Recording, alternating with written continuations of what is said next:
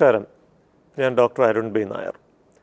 7 വയസ്സുള്ള ആൺകുട്ടിയെ കൊണ്ട് വന്ന അമ്മയ്ക്ക് അവനെക്കുറിച്ച് പറയാനുള്ള പ്രധാനപ്പെട്ട പരാതി ആരുമായിട്ട് ഒത്തുപോകുന്നില്ല എന്നുള്ളതാണ്.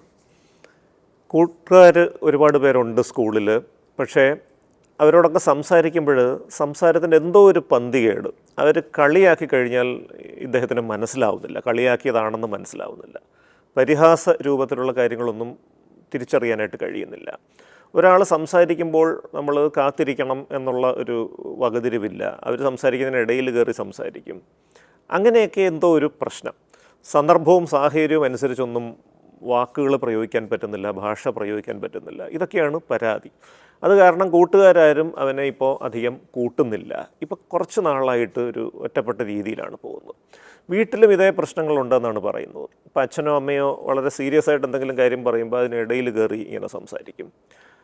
അവർ പഠിക്കാൻ അവൻ കാര്യങ്ങൾ പറഞ്ഞു കൊടുക്കുന്ന കൃത്യമായി മനസ്സിലാക്കാൻ പറ്റാതെ വരുമ്പോഴേക്കും ഒന്ന് കുറ്റപ്പെടുത്തി കഴിഞ്ഞാൽ അത് കൃത്യമായിട്ട് മനസ്സിലാക്കാൻ പറ്റുന്നില്ല. കൂട്ടുകാരെ വിളിക്കുന്ന ചില വാക്കുകളൊക്കെ വീട്ടിൽ വന്ന് അച്ഛനെയും അമ്മയൊക്കെ വിളിക്കുന്നു. ഇതെന്താണ് ഇങ്ങനെ? സ്കൂളിൽ നിന്ന് ഈയിടെ ഒരു പരാതി വന്നു. കാരണം ക്ലാസ് ടീച്ചറിൻ്റെ അടുത്ത് സംസാരിച്ചപ്പോൾ ഈ കൂട്ടുകാരെ വിളിക്കാനായിട്ട് ഉപയോഗിക്കുന്ന ചില വാക്കുകൾ, ഇപ്പോൾ ചങ്ക് എന്നൊക്കെയുള്ള ഏതോ വാക്ക് എടുത്ത് ടീച്ചറിനെ അഭിസംബോധന ചെയ്തു എന്നാണ് പറയുന്നത്. അപ്പോൾ അതോടുകൂടി അവിടെയും അതൊരു പ്രശ്നമായി മാറി. അധ്യാപകർ മാതാപിതാക്കളെ വിളിച്ചു വരുത്തി പറഞ്ഞു, എന്തോ ഒരു പ്രശ്നമുണ്ട് കുട്ടിയുടെ സംസാരത്തിൽ എന്തോ അപാകതയുണ്ട്. അപ്പോൾ ഇതിനെ തുടർന്നാണ് ഈ മാതാപിതാക്കൾ ഇതെന്താണ് എന്ന് മനസ്സിലാക്കാൻ ശ്രമിച്ചത്. ഇപ്പോൾ ഇൻ്റർനെറ്റിലൊക്കെ പരതി നോക്കിക്കഴിഞ്ഞപ്പോഴത്തേക്ക് ഇത് ഓട്ടിസം എന്ന് പറയുന്ന അവസ്ഥയുടെ ലക്ഷണങ്ങളാണ് എന്ന് അവർക്ക് തോന്നി. അവരൊരു ചോദ്യാവലിയുണ്ട്, ക്വസ്റ്റ്യനെയറുണ്ട് ഇൻ്റർനെറ്റിൽ അവൈലബിൾ ആയിട്ടുള്ള. അതൊക്കെ ഒന്ന് ഫില്ല് ചെയ്ത് നോക്കിയപ്പോഴത്തേക്കൊണ്ട് ഓട്ടിസം ആണ് സ്വന്തം കുട്ടിക്ക് എന്ന് വരുന്ന തരത്തിലേക്കുള്ള ഒരു നിഗമനത്തിലാണ് ആ ഒരു ഓൺലൈൻ പ്ലാറ്റ്ഫോം കാര്യങ്ങൾ കൊണ്ടെത്തിച്ചത്. അപ്പോൾ സ്വാഭാവികമായിട്ടും ഇവർക്ക് വല്ലാത്ത പേടിയായി. ഇൻ്റർനെറ്റിലൊക്കെ ഓട്ടിസത്തിനെക്കുറിച്ച് നോക്കി ആകെ അവർ മാനസികമായിട്ട് അങ്ങ് തകർന്നു പോയി എന്ന് പറയാം. ഈ ഒരു അവസ്ഥയിലാണ് ആ അച്ഛനും അമ്മയും ഈ കുട്ടിയെ കൊണ്ട് വരുന്നത്. വീട്ടിലെ ഏക മകനാണ്. അച്ഛനും അമ്മയും സോഫ്റ്റ്വെയർ എഞ്ചിനീയർമാരാണ്. രണ്ടുപേരും തിരക്കുള്ള വ്യക്തികളാണ്. തിങ്കൾ തൊട്ട് വെള്ളി വരെ അവർ ജോലി സ്ഥലത്ത് രാത്രി വളരെ വൈകിയാണ് വരുന്നത്. വീട്ടിൽ മുത്തച്ഛനും മുത്തശ്ശിയും ഉണ്ട്. ശനി ഞായർ ദിവസങ്ങളിൽ എന്നാൽ അവർ ഫ്രീ ആണ്. ഈ കുട്ടിക്ക് വേണ്ടി സമയം ചെലവഴിക്കാനൊക്കെ പറ്റുന്നുമുണ്ട്. പക്ഷേ എന്നിട്ടും എന്താണ് കുട്ടി ഇങ്ങനെ ആയിപ്പോയത്? ഇത് ഞങ്ങൾ വളർത്തിയതിൻ്റെ കുഴപ്പമാണോ, അതോ ജനിതകമായിട്ടുള്ള സംഗതിയാണോ, പാരമ്പര്യമാണോ? ഇങ്ങനെ ഒരുപാട് വ്യാകുലതകളാണ്. അപ്പോൾ കുട്ടിയെ നമ്മൾ വിശദമായിട്ട് പരിശോധിക്കുമ്പോൾ മനസ്സിലാക്കാൻ പറ്റുന്നത് കുട്ടിയുടെ വളർച്ചയുടെ നാഴികക്കല്ലുകളൊക്കെ കറക്റ്റാണ്. ഏതാണ്ട് 1 വയസ്സായപ്പോൾ സംസാരിക്കാൻ തുടങ്ങി, നടക്കാൻ തുടങ്ങി, കാര്യങ്ങൾ ഗ്രഹിക്കാനായിട്ട് പറ്റുന്നുണ്ട്. പ്രായത്തിനനുസരിച്ചിട്ടുള്ള ശാരീരികവും മാനസികവുമായ വളർച്ചയൊക്കെ വന്നിട്ടുണ്ട്. ഈ പ്ലേ സ്കൂളും കിൻഡർ ഗാർട്ടനും ഒക്കെ വീട്ടിൻ്റെ അടുത്തുള്ള അധികം കുട്ടികളില്ലാത്ത ഒരു സ്ഥാപനത്തിലാണ് പഠിച്ചത്. 1-ാം ക്ലാസ്സിലേക്ക് വന്നപ്പോഴാണ് ഒരു വലിയൊരു സ്കൂളിലേക്ക് കൊണ്ട് ചേർത്തത്. ഈ 1-ാം ക്ലാസ്സിൽ അവൻ ചേർന്നതിന് ശേഷമാണ് ഈ പ്രശ്നങ്ങൾ കൂടുതൽ പ്രത്യക്ഷപ്പെട്ടു തുടങ്ങിയത്, അല്ലെങ്കിൽ മാതാപിതാക്കൾക്കും അധ്യാപകർക്കൊക്കെ ബോധ്യപ്പെട്ടു തുടങ്ങിയത്. കുട്ടി മുഖത്തേക്ക് നോക്കാൻ ബുദ്ധിമുട്ടില്ല, പക്ഷേ അവൻ്റെ സംസാര രീതിയിൽ ചെറിയ ചില പ്രശ്നങ്ങളുണ്ട്. ഒരു നിർവികാരമായിട്ടുള്ളൊരു സംസാരമാണ്.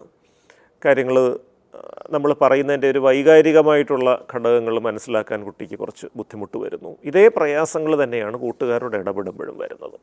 ഇത് ഓട്ടിസം അല്ല, മറിച്ച് സോഷ്യൽ കമ്മ്യൂണിക്കേഷൻ ഡിസോർഡർ, സാമൂഹിക ആശയവിനിമയ രോഗം എന്ന് വേണമെങ്കിൽ പറയാവുന്ന ഒരു അവസ്ഥയാണ്. ഇതിൻ്റെ ചില ലക്ഷണങ്ങളൊക്കെ ഓട്ടിസത്തിനോട് സമാനമായിട്ട് തോന്നുമെങ്കിലും ഓട്ടിസമുള്ള കുട്ടികൾക്കുള്ള പ്രധാനപ്പെട്ട പല ലക്ഷണങ്ങളും ഇവിടെ ഇല്ല. ഓട്ടിസമുള്ള കുട്ടിക്ക് നേത്രബന്ധം സാധ്യമായി എന്ന് വരില്ല. ഇവിടെ കണ്ണിലേക്ക് നോക്കാനും മുഖത്തേക്ക് നോക്കാനും ഒക്കെ പറ്റുന്നുണ്ട്. ഓട്ടിസമുള്ള കുട്ടിക്ക് ഒരു തരത്തിലുള്ള വൈകാരിക ഭാവങ്ങളും മുഖത്ത് വരില്ല. ഇവിടെ വല്ലപ്പോഴും ഒക്കെ ചില ഭാവങ്ങളൊക്കെ വരും. ഓട്ടിസമുള്ള കുട്ടിക്ക് വർത്തമാനം വളരെ കുറവായിരിക്കും, പദസമ്പത്ത് വളരെ കുറവായിരിക്കും, വൊക്കാബുലറി കുറവായിരിക്കും. പക്ഷേ ഇവിടെ സംസാരിക്കുന്നൊക്കെയുണ്ട്. പക്ഷേ ഇവിടുത്തെ പ്രശ്നം എന്താണെന്ന് പറഞ്ഞാൽ സന്ദർഭവും സാഹചര്യവും ആളും തരവും സമയവും ഒക്കെ നോക്കി ഭാഷ പ്രയോഗിക്കാനുള്ള കഴിവില്ലായ്മ.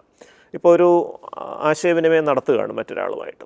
അപ്പോൾ നമ്മൾ സംസാരിക്കുമ്പോൾ നമ്മൾ കുറച്ച് സംസാരിച്ചിട്ട് നിർത്തി മറുവശത്തുള്ള ആൾക്ക് സംസാരിക്കാൻ സമയം കൊടുക്കണം. അത് കേട്ടിട്ട് വേണം നമ്മൾ പ്രതികരിക്കാൻ. ഇതാണ് ആശയവിനിമയത്തിൻ്റെ ഒരു അടിസ്ഥാന നിയമം. പക്ഷേ അത്തരം നിയമങ്ങൾ പാലിക്കാൻ ഈ കുട്ടികൾക്ക് കഴിയില്ല. അവർ സംസാരിച്ചുകൊണ്ടിരിക്കും, മറുവശത്തുള്ള ആൾ സംസാരിച്ച് അത് പൂർത്തിയാക്കുന്നതിന് മുമ്പ് ഇടയ്ക്ക് കയറി സംസാരിക്കും. മറുവശത്തുള്ള ആൾ പറയുന്നതിൻ്റെ മറുപടി ആയിരിക്കില്ല പറയുന്നത്. ഇതൊക്കെയാണ് പരിഹാസം, അല്ലെങ്കിൽ ശബ്ദത്തിലെ വൈകാരിക ഭാവങ്ങൾ ഇതൊക്കെ മനസ്സിലാക്കാൻ ഇവർക്ക് ബുദ്ധിമുട്ടുണ്ടാവും.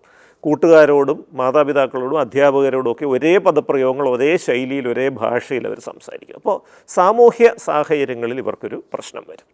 ഇത് കൃത്യമായിട്ട് നമുക്ക് പരിശീലനത്തിലൂടെ മാറ്റിയെടുക്കാൻ കഴിയുന്ന ഒരു സംഗതിയാണ്. ഇവിടെ സോഷ്യൽ സ്കിൽസ് ട്രെയിനിങ്, സാമൂഹിക നിപുണതാ പരിശീലനം എന്നൊരു സംഗതിയുണ്ട്. അത് കൊടുത്തു കഴിഞ്ഞാൽ പതിയെ പതിയെ പതിയെ ഇവരുടെ ആ ഒരു മനോഭാവത്തിലും സംസാര രീതിയിലും മാറ്റം വരും. ചില കുട്ടികൾക്കെങ്കിലും ശ്രദ്ധ കേന്ദ്രീകരിക്കാൻ ബുദ്ധിമുട്ട് കാണും, അറ്റൻഷൻ ഡെഫിസിറ്റിൻ്റെ ലക്ഷണങ്ങൾ കാണും. അങ്ങനെയുണ്ടെങ്കിൽ മരുന്നുകൾ കൊടുത്ത് ശ്രദ്ധയും ഏകാഗ്രതയും മെച്ചപ്പെടുത്തേണ്ടി വരും. ഇത്തരത്തിൽ കൃത്യമായിട്ടുള്ള ചികിത്സയിലൂടെയും പരിശീലനത്തിലൂടെയും ഈ സോഷ്യൽ കമ്മ്യൂണിക്കേഷൻ ഡിസോർഡർ ഉള്ള കുട്ടികളുടെ ഈ അവസ്ഥ വലിയ തോതിൽ നമുക്ക് മെച്ചപ്പെടുത്തിയെടുക്കാൻ സാധിക്കും. നമസ്കാരം.